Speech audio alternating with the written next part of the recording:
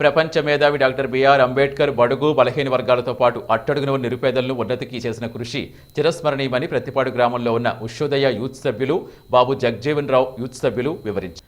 భారత రాజ్యాంగ నిర్మాత బిఆర్ అంబేద్కర్ 64వ వర్ధంతి సందర్భంగా నియోజకవర్గ కేంద్రం పత్తిపాడులో జరిగిన వర్ధంతి కార్యక్రమంలో పాల్గొని పై విధంగా కొనియాడారు. ముందుగా ఆర్టీసీ కాంప్లెక్స్ వద్ద ఉన్న అంబేద్కర్ అతిపెద్ద విగ్రహానికి పూలమాల వేసి ఘనంగా నివాళులర్పించారు. ఈ సందర్భంగా మాట్లాడుతూ నేటి సమాజంలో దళితులకు కానీ అట్టడుగు వర్గాలకు కానీ ఎంతో కొంత న్యాయం జరుగుతోందంటే ఆ మహనీయుడు రచించిన రాజ్యాంగం వల్లే అని తెలిపారు. ఈ కార్యక్రమంలో ఉషోదయ యూత్ సభ్యులు అలాగే బాబు జగజీవన్ రావు యూత్ సభ్యులు, వైసీపీ నాయకులు, స్థానికులు పాల్గొన్నారు.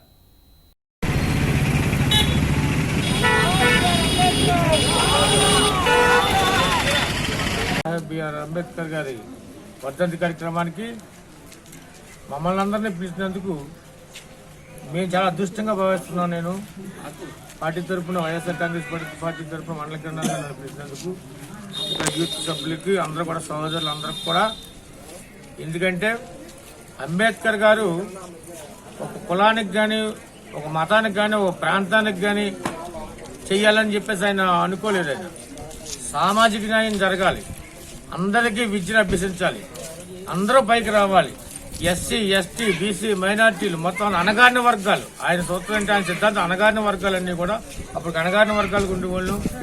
దాంట్లో మేము కూడా భాగమే, అణగారిన వర్గాలలో భాగం మేము కూడా. అప్పుడు విద్య మాకు కూడా లేదు, ఆ విద్య కొంతమంది వరకే ఉండేది విద్య.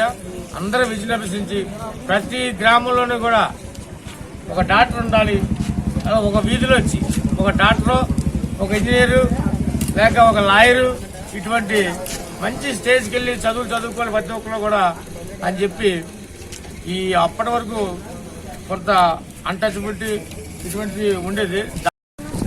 ఇంతటి ఘనమైన కార్యక్రమాన్ని, చక్కని కార్యక్రమాన్ని జరిపిస్తున్నటువంటి నాయకులకు, దళిత సోదరులకు అందరికీ నా ప్రత్యేకమైన కృతజ్ఞతలు తెలియజేసుకుంటున్నాను.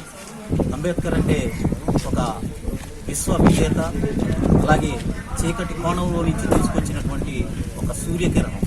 ఆ సూర్యకిరణమే వేలాది మంది, కోట్లాది మంది ప్రజలను ముందుకు నడిపించింది, అందరూ దాన్ని అనుభవించేటట్లు చేసింది. కాబట్టి మనందరం కూడా అంబేద్కర్ అడుగుజాడల్లో నడుచుకుంటూ ముందుకు సాగాలని కోరుకుంటూ మన వైసీపీ కన్వీనర్ గారు అయినటువంటి దొరబాబు గారిని మాట్లాడాల్సిందిగా కోరుకుంటున్నాం. ఆ విధంగా మనం ఆయన ఏ విధంగా మనకి మార్గదర్శకాలు నేర్పించారో దాని ప్రకారం జీవిస్తూ మనం మన నాయకుడికి నిజమైన వర్ధంతి లేక నిజమైన నివాళి ఏంటి అంటే మనం మన తోటి సహోదరులకి సాయం చేయడం.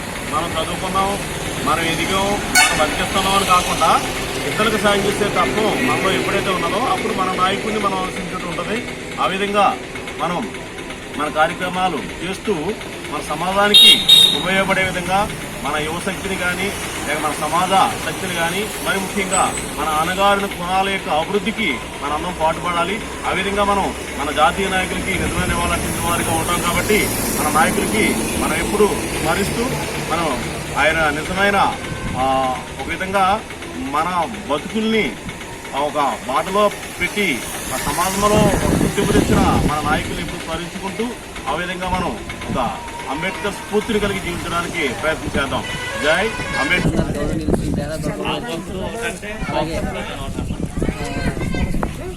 పత్తిపాడు మండల ప్రజా పరిషత్ అభ్యర్థిగా ఉన్నటువంటి గౌరవనీయులు గోళ్ళ కాంతిప్రసాద్ గారికి, పత్తిపాడు జిల్లా అధికార ప్రతినిధి గౌరవనీయులు గోళ్ళ శేఖరబాబు గారికి, పత్తిపాడు హర్షవర్ధన్ కాలేజ్ ప్రిన్సిపల్ గౌరవనీయులు ఆనంద్ కుమార్ గారికి, అలాగే ఇంజనీర్ మోహన్ గారికి, అడ్వకేట్ మధుబాబు గారికి, మాస్టర్ గౌరవనీయులు సుందర మాస్టర్ గారికి, ఈ కార్యక్రమాన్ని ఇచ్చేసినటువంటి ప్రతి పత్తిపాడు లయన్స్ క్లబ్ కుడాల వెంకటరత్నం గారికి, ఆకుల వీరబాబు గారికి, విద్యార్థి విభాగం కన్వీనర్